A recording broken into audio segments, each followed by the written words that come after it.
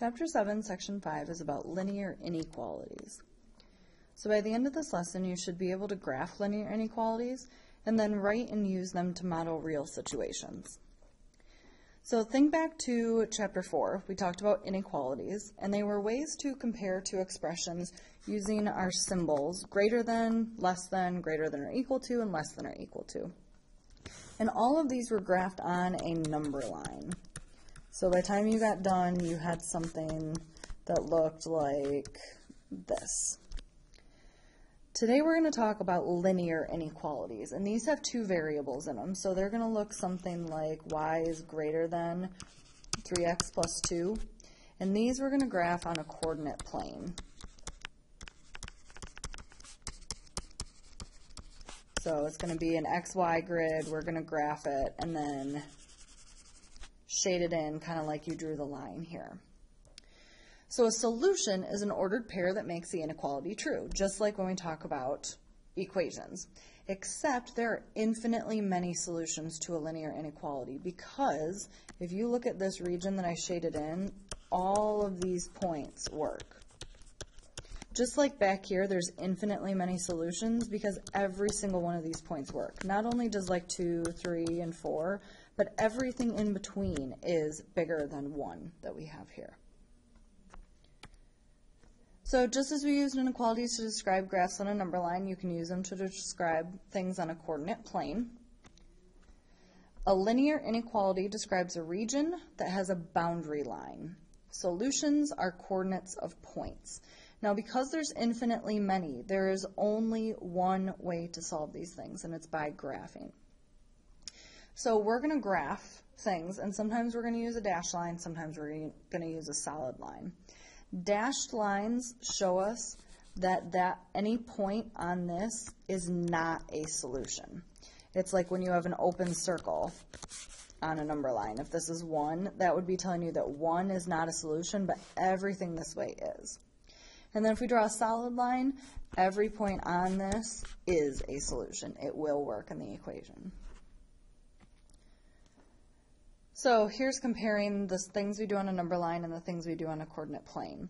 So before, remember if we used a greater than symbol or a less than symbol, we would use an open circle, showing that it didn't include it. Now on the coordinate plane, we used a dashed line. Or if we have the greater than or equal to or less than or equal to, we closed in the circle. Now we have a solid line.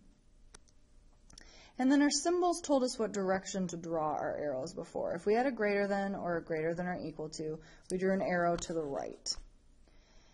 And this time, we're going to end up shading above if we have that happen. We want everything greater than that line. Just like if you had less than or equal to, you drew an arrow to the left. This time, we're going to shade everything below. Now, the stipulations with this is this was only true if the variable was on the left. If it looked like x is greater than 2, then you went in that direction. This is only true if it's in y equals mx plus b form with one of your inequalities there. So determine which ordered pairs are solutions to the inequality 2x minus 3y is less than 15. So all we got to do is plug stuff in. If we plug in 2 for x and we plug in 5 for y, I want to know, is that less than 15? So you end up with 4 minus 15. Is that less than 15? It definitely is. So that means that this point right here, 2, 5, would be in the shaded region when I shade this graph in. Let's do this next one. We plug in negative 1 for x. Plug in negative 7 for y. Is that less than 15? So negative 2 plus 21, we end up with 19 is greater than 15, and that's not true. So that means this point would not be in the shaded in region. So because there's only one method to solve them, here are our steps. The first thing you should do is write it in slope-intercept form. And slope-intercept form, remember, is y equals mx plus b. Once you do that, graph the inequality. Remember, we used a dashed line if we have the less than or greater than, and we used a solid line if we have the equal to underneath it. And then this part's really important. Use a test point to make sure that you are shading the correct spot. So this is how you can check these ones, where before we could plug something in. You can't plug something in to this one, but you can plug in part of your shaded in area and double check that it works. So let's graph this. First thing we gotta check, is it in y equals mx plus b form? And it is. So then I'm gonna remind myself when I graph this, it needs to be a dashed line. And then you graph it just like you graph a regular equation. We're going to start with the y-intercept, so I'm going to go to 2. And then since my slope is 3 over 1, I'll go up 1, 2, 3 over 1. And then I could even go down 3 and backwards 1. And then instead of drawing a solid line through these, this is where that dashed line comes in. Now remember, no dinky lines. Make it cut through your entire graph. Because right now, what we've done with this line is split our graph into two portions. This part over here and this part over here. Those are our two different sides, our two different options where our solutions can be. So now we need to see which side really works. So because it's in y equals mx plus b, I can take a look at my variable here with my inequality sign. And I want all the y values that are greater than this line. So because it's greater than, that means I want to shade above. And think about that. Remember, this is the y-axis. All the y's that are bigger than this line are these points here. So that means absolutely any point on this entire side of the line should work. So then let's test it. Let's make sure that we did this right. Pick absolutely any point you want. Let's pick this point right here. And literally, it can be any point in that purple region. So if I pick 0, 4, I want to double check that it works in this equation. So plug it in here. My y value is 4. Is that greater than 3 times 0 plus 2?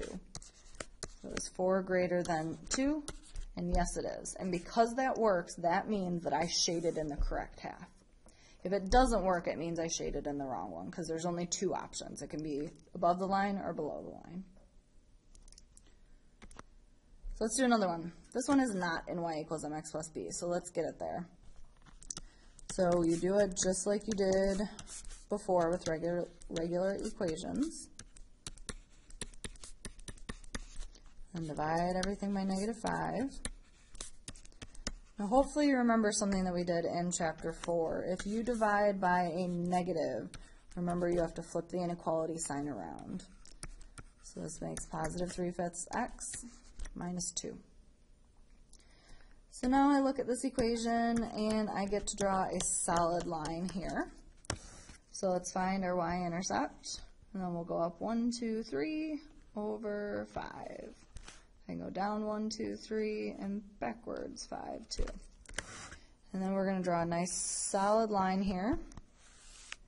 And remember, we now have two options, anything above the line or anything below the line. So again, look at your inequality. It's a greater than, so that means I'm going to shade above. So any of the points up here will work, literally any of them. So then when I go to test one, I'm going to be smart in my choosing, and I'm going to pick 0, 0. Super easy to plug 0, 0 in, and it should work in this equation since it's in the shaded part. So 3 times 0 minus 5 times 0, is that less than 10? And I get 0 is less than 10, which is definitely true, so we know I shaded the correct part.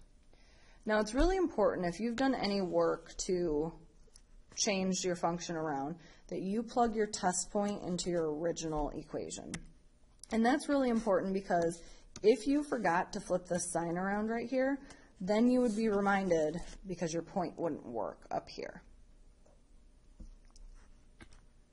So here's a real situation. Suppose you plan to spend no more than 24 bucks on meat for a cookout. At your local market, hamburger costs $3 a pound and chicken wings cost $2.40 a pound.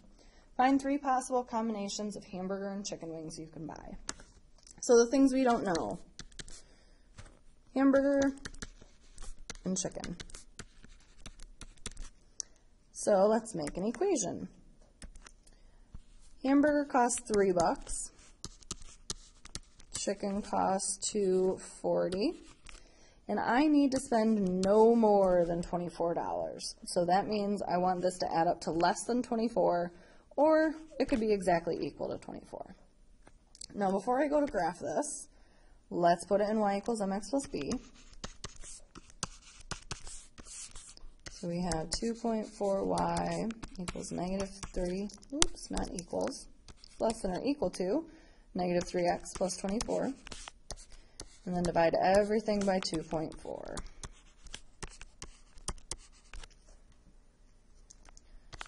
So we get y is less than or equal to 3 divided by 2.4 gives us negative 1.25 plus 24 divided by 2.4 gives us a nice 10.